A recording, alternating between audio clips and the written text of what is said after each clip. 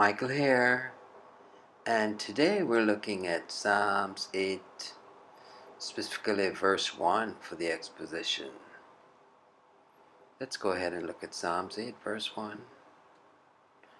O Lord, how majestic is your name in all the earth. You have set your glory above the heavens. So from the treasure of David, Spurgeon expounds. Verse 1. Unable to express the glory of God, the psalmist utters a note of exclamation. O Jehovah, our Lord!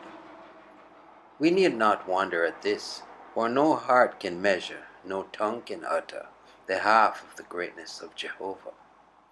The whole creation is full of His glory and radiant with excellency of His power.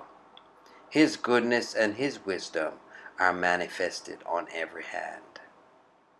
The countless myriads of terrestrial beings, from man, the head, to the creeping worm at the foot, are all supported and nourished by the divine bounty. The solid fabric of the universe leans upon His eternal arm. Universally is He present, and everywhere is His name excellent. God worketh ever and everywhere. There is no place where God is not. The miracles of His power await us on all sides. Traverse the silent valleys, where the rocks enclose you on either side, rising like the battlements of heaven, till you can see but a strip of the blue sky far overhead. You may be the only traveler who has passed through that glen. The bird may start up affrighted, and the moss may tremble beneath the first tread of human foot. But God is there in 1,000 wonders, upholding yon rocky barrier, filling the flower cups with their perfume, and refreshing the lonely pines with the breath of His mouth. Descend, if you will, into the lowest depths of the ocean, where undisturbed the waters sleep, and the very sand is motionless in unbroken quiet. But the glory of the Lord is there, revealing its excellence in the silent palace of the sea. Borrow the wings of the morning and fly to the uttermost parts of the sea, but God is there. Mount to the highest heaven, or dive into the deepest hell, and God is in both, hymned in everlasting song, or justified in terrible vengeance. Everywhere and in every place God dwells and is manifestly at work. Nor on earth alone is Jehovah extolled, for His goodness, His brightness shines forth in the firmament above the earth. His glory exceeds the glory of the starry heavens. Above the region of the stars, He hath set fast His everlasting throne, and there He dwells in light ineffable. Let us adore Him, who alone spreadeth out the heaven, and treadeth upon the waves of the sea, who makes Arcturus, Orion, and Pleiades, and the chambers of the south. We can scarcely find more fitting words than those of Nehemiah. Thou, even Thou, our Lord alone. Thou hast made heaven, the heaven of heavens, with all their hosts, the earth and all things that are therein, the seas and all that's therein, and Thou preservest them all, and the host of heaven worshipeth Thee. Returning to the text, we are led to observe that this psalm is addressed to God, because none but the Lord Himself can fully know His own glory. The believing heart is ravished with what it sees, but God only knows the glory of God. What a sweetness lies in the little word, our.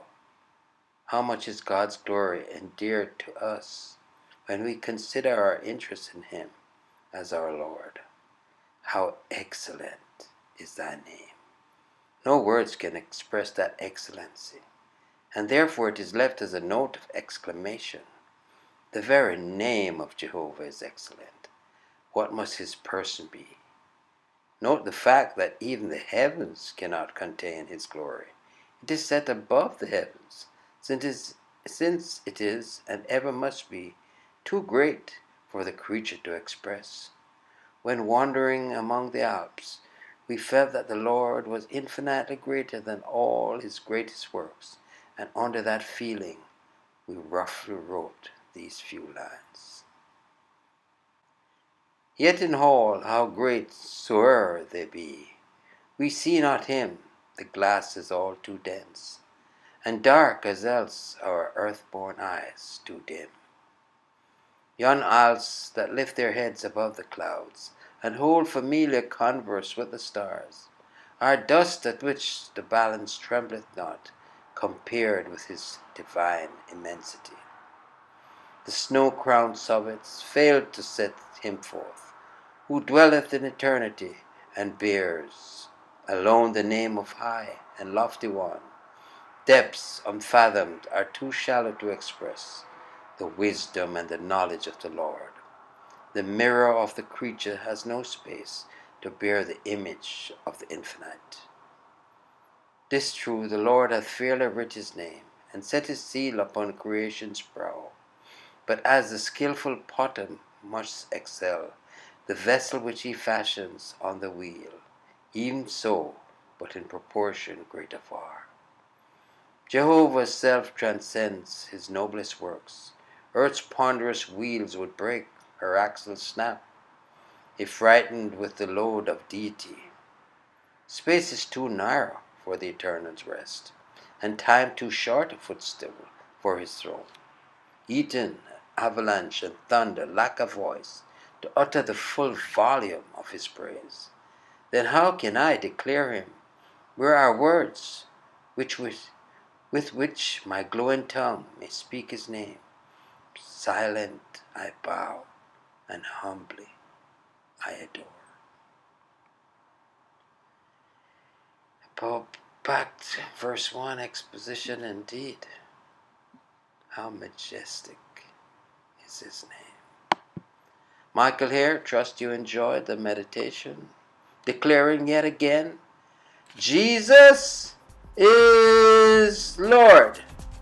Until next time, be